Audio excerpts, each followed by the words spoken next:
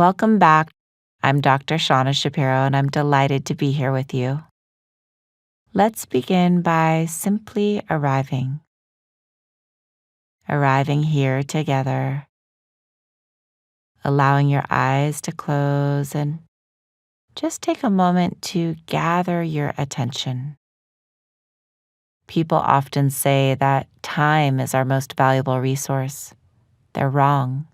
It's our attention. So gathering your attention here in the present moment. See if you can feel the toes of your feet and just wiggle them. See if you can begin to soften the jaw, soften the eyes and the forehead. See if you can sense the whole body resting here. And then notice that you're breathing. And just feel how the breath is oxygenating the body with each inhale, releasing with each exhale. And then inviting in your intention for being here. In what direction do you want to set the compass of your heart? Toward greater joy, greater compassion, greater kindness.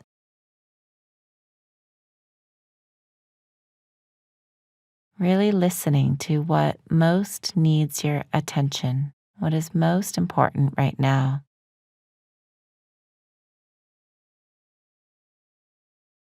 And then as you're ready, taking a deeper breath in and out, and just taking a moment to thank yourself for arriving here. You can let some light come back in through the eyes and stretch your arms above your head. Good. So I'd like to begin this session with a story. 20 years ago, I was straight out of graduate school and ready to save the world. I walked into the Veterans Hospital in Tucson, Arizona for my first day leading a therapy group for soldiers with post-traumatic stress disorder. Even though I was aware of the shocking statistic that each year we lose more soldiers to suicide than to combat, I was entirely unprepared for the depth of suffering and despair I encountered. I was also unprepared for the ocean of compassion these soldiers had for each other. There was one man in the group who never said a word. He never looked up. Week after week, he just stared at the floor in silence. Then one day, after about a month, he raised his hand. All eyes turned toward him as he cleared his throat and slowly uttered words I'd never heard. "I don't want to get better," he said. "What I saw in the war, what I did, I don't deserve to get better." He looked back down at the floor, and in excruciating detail, he described what he had seen and worse, what he had done. As he spoke, the chill of his shame filled the room. Slowly, he raised his eyes to meet the gaze of his fellow soldiers. And instead of the rejection and judgment he expected, he found compassion. He didn't say another word, but as he rose to leave, I got the feeling something inside of him had begun to thaw.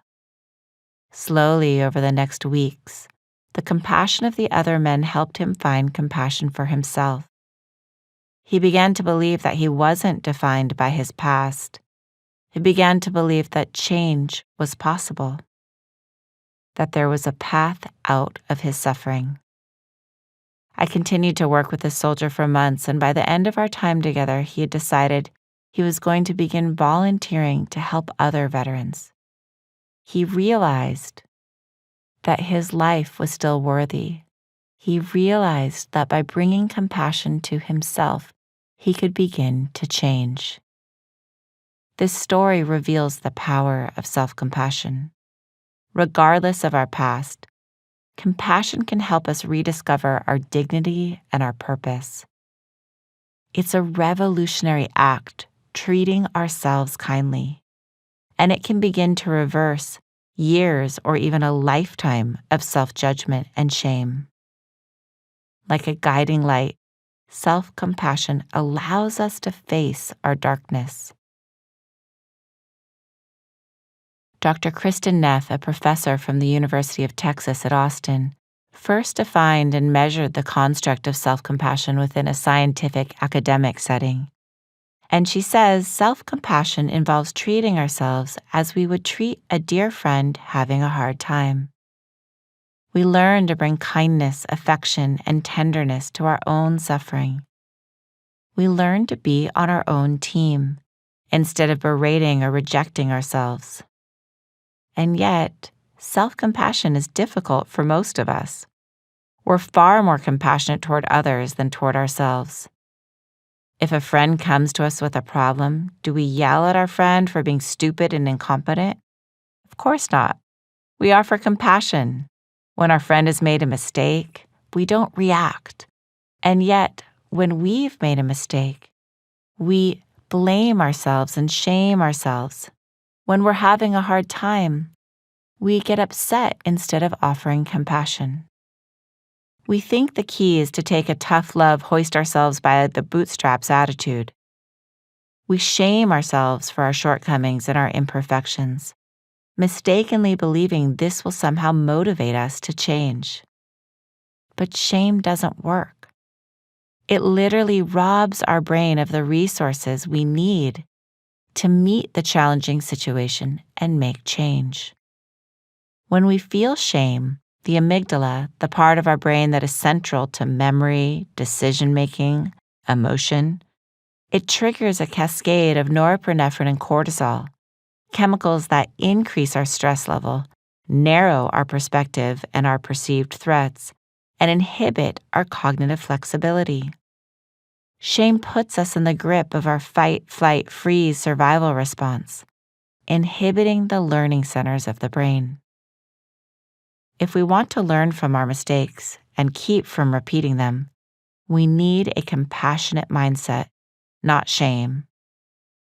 For example, I remember arriving late one day to pick my son Jackson up from school. He was the last child waiting. When I saw him sitting there cold, lonely, miserable, shame started its toxic tirade.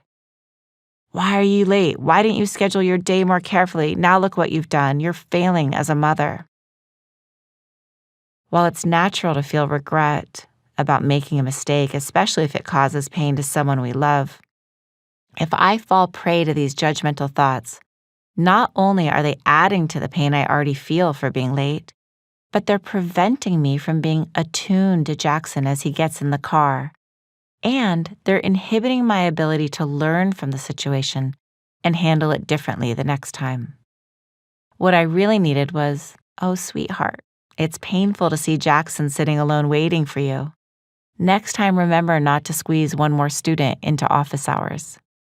Followed by a deep breath to help me reset and be the present, loving mother I want to be as I pick up my son.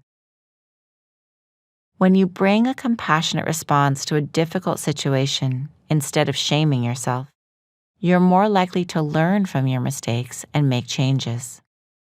For example, a study at Duke University found that self-compassion had a powerful effect on eating behaviors. After female dieters were asked to eat a donut, half were told, "Several people have told me that they feel kind of bad about eating donuts in this study, so I hope you won't be hard on yourself." The other participants, those in the control group, were not told anything. The researchers found that those in the control group were very hard on themselves after eating the donut.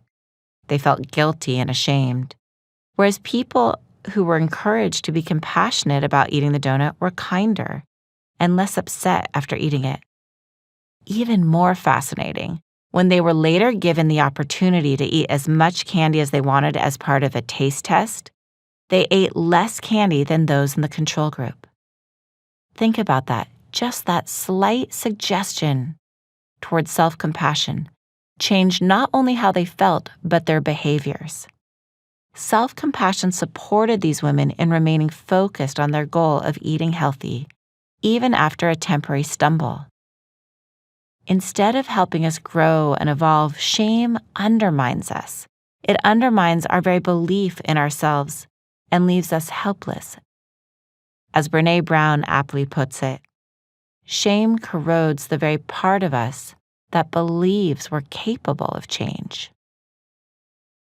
In contrast, when we act with self-compassion, we trigger the release of oxytocin, the love hormone that facilitates safety and connection. And we release endorphins, our natural feel-good neurotransmitters. Together, these reduce distress and increase feelings of care, support, and energy. In essence, self-compassion is about love. It's about treating ourselves with love and letting ourselves feel loved despite our own imperfection and messiness. So let's practice together. The most important place to begin is with our intention. It is essential to begin and to continue this course with an understanding of why you are here. Why is self-compassion important to you? What are you hoping for? The power of intention is not to be underestimated. Our intention sets the stage for what is possible. It will help you stay connected to your personal blueprint for what you value most. So letting your eyes close and begin by just feeling the natural flow of breath rising and falling in the body. Feel yourself grounded and present, and bring an attitude of kindness and curiosity to whatever arises. And as you're ready, inviting in an intention for this journey. Ask yourself, what truly motivates me at this time? What do I care about? Why is self-compassion important now? And it could be that you realize you're sabotaging yourself through your own self-judgment and shame. It could be that you want to cultivate compassion for yourself so you can be more compassionate and kind and patient with others. It could be that you just want more happiness, more joy in your life, and you know that self-compassion is one of the direct paths to happiness. On some level, you know the answer to these questions, and all we're doing right now is creating the space to let this knowledge rise to the surface. Feel your breath, feel your body, and just listen. Don't make this a mental activity where you're trying to figure out the right, most perfect intention. Simply listen, feel open, staying curious and kind.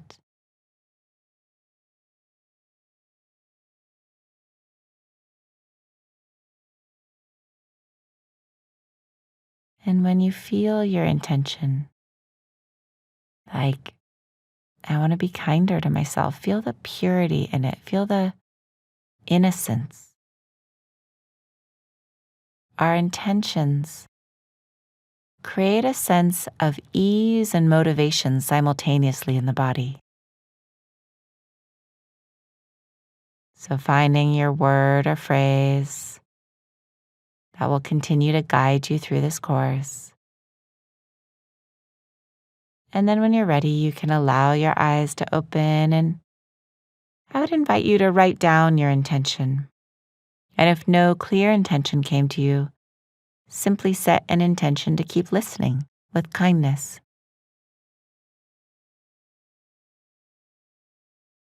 Good.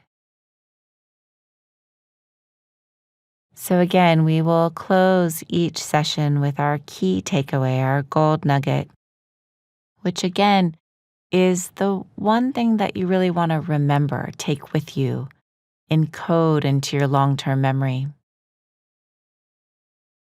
So take a moment now and just reflect on the key teachings of this session.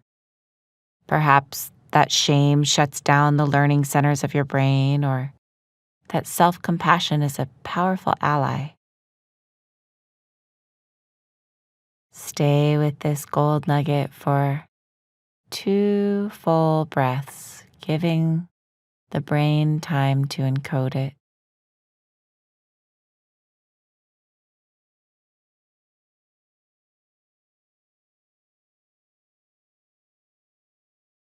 Good. And as you're ready, taking another breath in and out, and just thank yourself for dedicating your time and energy to these practices.